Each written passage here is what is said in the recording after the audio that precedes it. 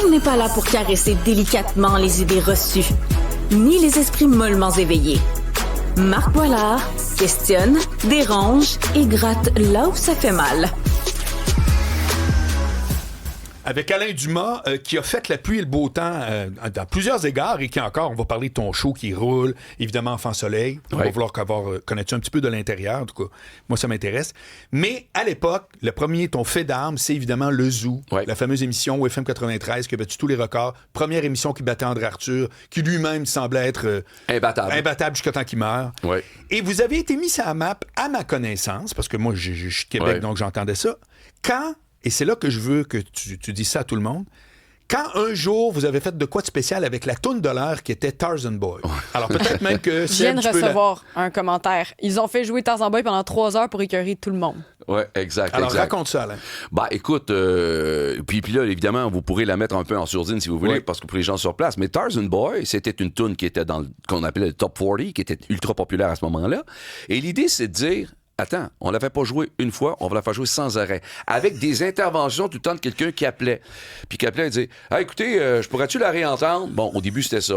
Puis à la fin... Ça, c'était vous autres qui faisiez semblant d'appeler. Oui, on faisait semblant d'appeler. Et à un moment donné, ça pouvait être quand ça fait, 30 fois qu'elle joue. Puis là, quelqu'un appelle « Hey, je t'ai écœuré, là, hein? » Bon, ben parfait, on va la faire jouer une dernière fois. Puis là, on la met une autre fois. Tu sais, toujours pour mettre de l'humour au travers de ça. Bref, ça... C'était une des affaires les plus risquées. Mais quand tu veux te démarquer, puis les gens, ce qu'ils ont retenu, oui, il y en a peut-être qui ont dit on ne retournera pas là, mais j'ai des doutes. Ah, ouais. Parce qu'évidemment, ça était le monde. Il y avait eu un bouche à oreille. Moi, je l'avais pas entendu live, ça, mais du monde me disait hey, je me souviens même, c'est Jean-Pierre Delage, un ami de moi, qui m'avait dit hey, as-tu entendu ça? Ils ont fait jouer. Mais alors, c'est quoi le chiffre, Alain?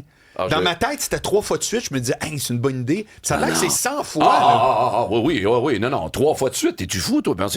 C'est bien pire que ça. C'est ça. Il faut que ça soit complètement envahissant. T'sais. Il faut que les gens finissent par dire, ça n'a pas de sens. Puis ça se peut. Puis en finale d'émission, ça se peut qu'on la fasse jouer demain. Puis c'est ça, tu sais. Puis le lendemain, tu dis, on va faire entendre les meilleurs moments hier. Là, t'avais un extrait de ça, 2 extraits de ça, puis 3 extraits de ça. Écoute, c'est... Et un jour, vous êtes allé à Radio Énergie. Ouais, à Radio Énergie. Et ça a l'air que ça a été un contrat qui était... ça rentrait dans le détail, là. Ben, en fait, écoute, les journaux avaient titré « Les millionnaires de la radio ». En fait, on n'était pas millionnaires de la radio en traversant. Ça a pris quelques années. Non, je déconne. Mais en quelque part... Non, c'était pas... Mais c'était, oui, intéressant. En fait, ce qu'il faut comprendre, c'est que nous, on adorait travailler avec Claude Thibodeau, le directeur de la programmation. C'était pas tant la station que le directeur, qui était un gars de radio extraordinaire, qui nous donnait une liberté, wow, que l'on voulait.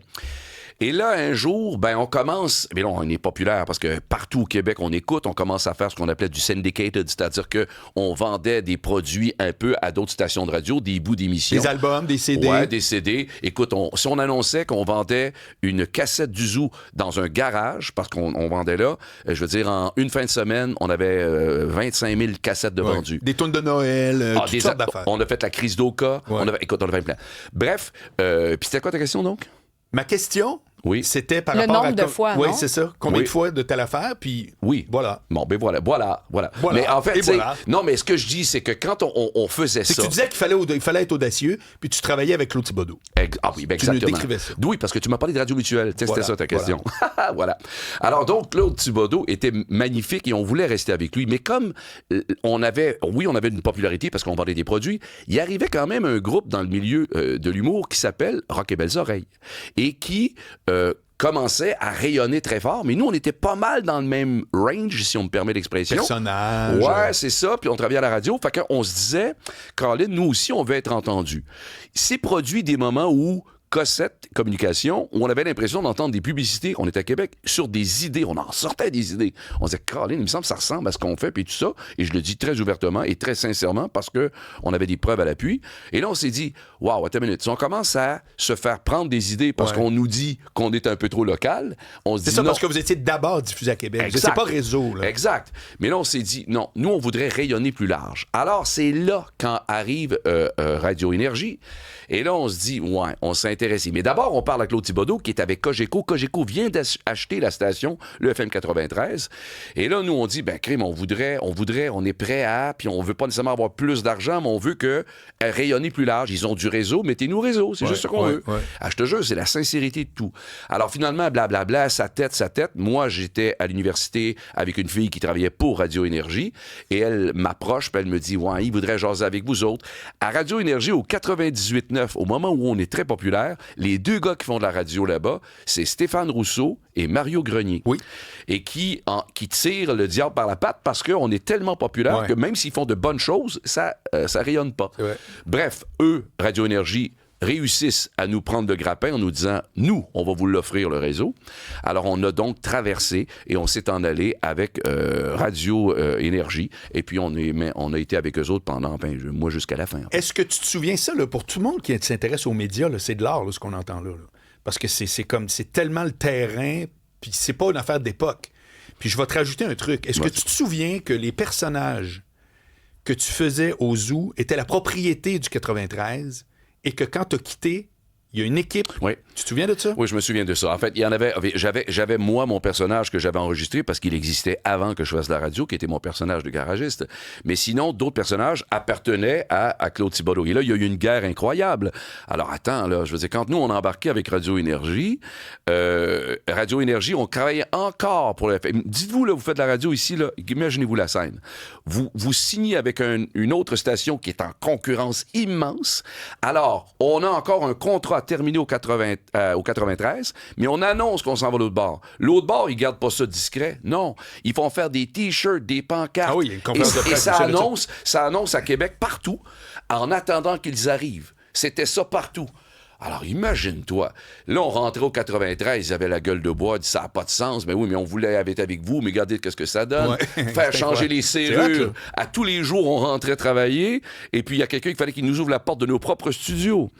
Et nous, on se disait, notre auditoire, il faut quand même qu'on soit bon avec eux, mais on nous barrait un peu les roues quand on travaillait pour la station, parce qu'eux se disaient, dites-vous que c'était atroce comme contexte. Je vous le dis, là, moi, j'en ai braillé parce que c'était difficile à vivre comme contexte. Oui. Mais bon. Et je veux souligner, pour que tout le monde comprenne bien, le personnage, mettons, de Jean Guillaud, il était la propriété du FM 93. Exact, quand ils ont transféré, il y a des jeunes humoristes qui ont été engagés pour incarner des personnages qui existaient déjà, qui n'étaient pas les leurs. Oui. Et dont faisait partie, je pense, Louis-José Hood. Il y avait Morancy-Anctil. Je suis au cœur de ça. J'avais eu un meeting avec... Écoute, j'ai eu un meeting avec Claude Thibodeau qui me disait, les gens, ils ont des habitudes d'écoute. C'est vrai, là, Alain. Tu comprends ce que je vais dire, là. Marc, je n'ai même pas de misère à le croire parce qu'il voulait continuer l'habitude d'écoute. Oui, mais c'est que moi, quand j'ai 20 ans, je monte des spectacles d'humour à l'Université Laval. J'ai recruté des humoristes, dont François et Jean-Michel, avec qui, finalement, on va travailler à Montréal ensemble. Je suis devant Claude Thibodeau qui m'explique qu'il y a des habitudes d'écoute, les personnages, c'est la propriété, et qui vont donc les incarner. Dans ma tête à moi, c'est tout ce que j'entendais? J'entendais le boss de Cinéplex Odéon qui disait... Les gens, là, ils suivent pas le film Star Wars. Ils viennent à Cinéplex Odéon. Ouais. Tu comprends ce que je veux dire? Je comprends. Mais il est complètement timbré. Non, mais en fait... Ça a duré genre un mois, puis ça n'a jamais marché. Oui, mais en même temps, il avait raison sur la fête d'habitude d'écoute. Alain, pardon. Non, attends, Marc. La notion d'habitude d'écoute à la radio est très forte. Oui, mais là, les gars ça dépend. Oui, mais en même temps, je comprends, mais tu te mets à sa place. J'essaie de me mettre à sa place. Désolé. C'est-à-dire que... mettons qu'il aurait pu dire, on peut-tu garder quelques affaires, mais de garder l'essentiel, non. C'est-à-dire que... mais c'est sûr que c'est plus facile à dire aujourd'hui. Imagine si tantôt je dis... Marc, s'il t'a dit ça, pourquoi t'as embarqué? Parce que moi, j'avais... non, mais c'est comme go, tu donnes de la glace au gars avec qui je vais travailler, pardon. C'est complètement ça. Je comprends. Imagine si j'avais dit, on reçoit Alain Dumas, puis en arrivant, on fait comme... me semble pas Alain Dumas. La lutte a fait la même affaire. À un moment donné, la lutte, il y a eu un gros combat entre deux fédérations de lutte que finalement Vince McMahon a acheté son compétiteur. Ouais. Et un jour, il y a des lutteurs qui traversaient pour le compétiteur. Ils disaient, ton personnage est à moi. C'est vrai, c'était légalement. Il s'appelle, mettons, Razor Ramon. Je me souviens d'avoir vu ça live, Alain. Ouais. Je vois le gars arriver à la TV le dimanche matin. Je fais, c'est pas lui. Non, il a le même saut, mais c'est pas lui. Écoute, Marc, mais c'est clair que les gars voulaient... Quand t'es là, quand tu t'en vas... Écoute, quand tu joues, là, moi, je joue des personnages, je veux dire, je fais ça, je joue... C'est jouer. Alors, quand tu t'en viens imiter pour jouer, Ben voilà. ça marche Mais le pas. but Voilà. de ça, c'était pas de t'empêcher d'une certaine manière de fleurir chez le compétiteur plutôt Aussi, que de c'est vraiment bien. réellement C'est un bon vouloir point, que c'est ça un bon se point. reproduise. Alors, ton point est très bon, et voici ce qui est arrivé. C'est que nous, On va en parler après. on va Parce faire... que- ouais, ça, c'est on un va- bon teaser. ouais. Ça, c'est gros vendeur. Non, on va en parler après.